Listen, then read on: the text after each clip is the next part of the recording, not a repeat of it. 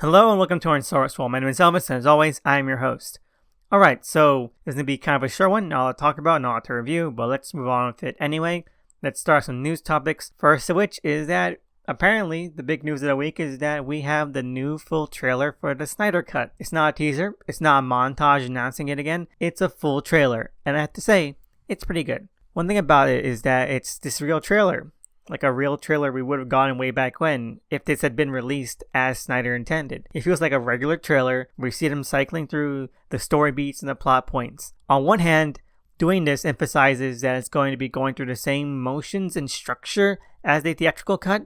But on the other hand, I'm glad it's doing this because it makes it feel like an actual, movie. Like its own solitary and confident piece of media. And that's good. We do see some interesting things in the trailer, mostly in the form of a few better shots and visuals, than we've seen in the previous teases and clips, and even the entirety of the theatrical cut.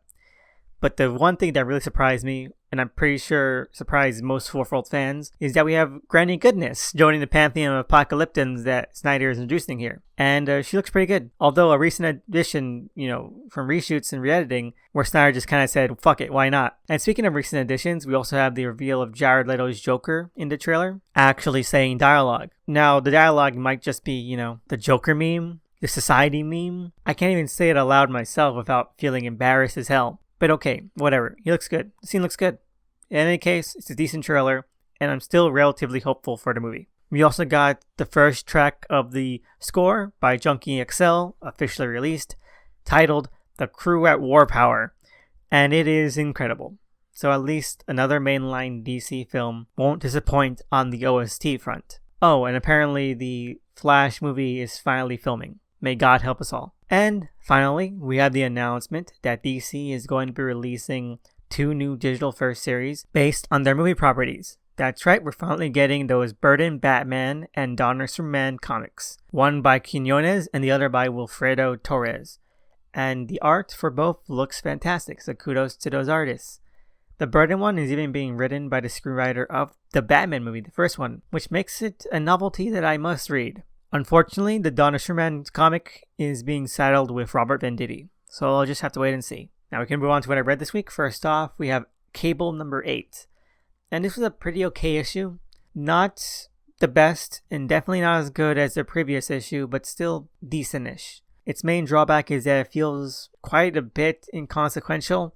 All we get is some more context to Strife's plans, but everything else feels tangential. Like Domino's guest spot, while it's an obvious cameo spot, just feels like an extended gag with no purpose. At least with Deadpool's cameo, that wasn't built up or expected, and it didn't last long. While Domino, she's throughout the entire issue, but does nothing and is a little more than a quick gag disguised as a plot point. But it's a good joke, so I can understand Duggan's intent there. It just didn't make for the most captivating or satisfying issue. All that said, it does seem like Strife is going to be going for the jugular here, and I can't wait to see how that all shakes out in the end.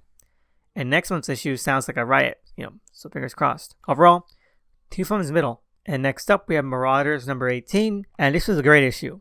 Marauders has always kind of lived in that weird middle ground with me, where it's either firing on a plot basis or a gag basis, but not really in between. And that has kept it from being in one of my top spots for X titles. This issue goes a long way toward rectifying that.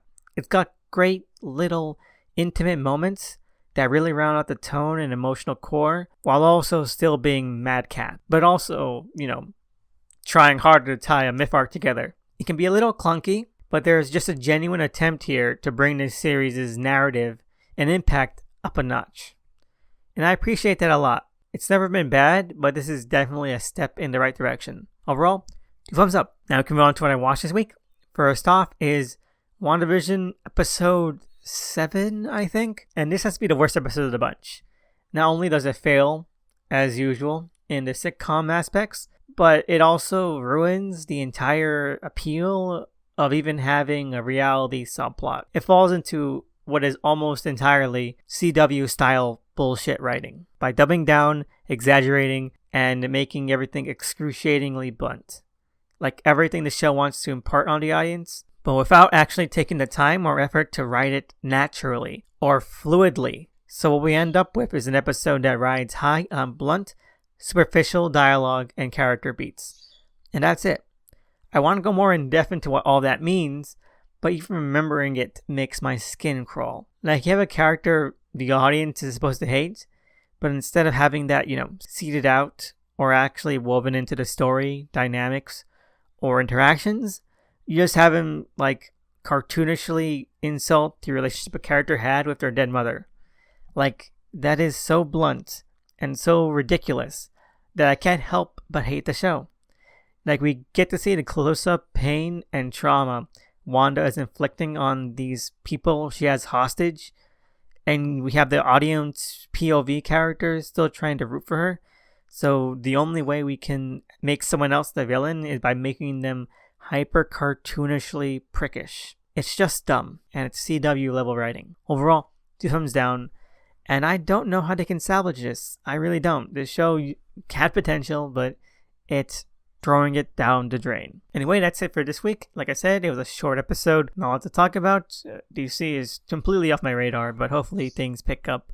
And I want to say thank you to everyone out there who's still listening. It means so much to me. And I'll give a shout out to cover artists for the show at DOTEMCEE. Please check them out. They're amazing. And they definitely deserve all the follows they can get. So, do that solid. Again, have a good one. See you again next week. And have a great week.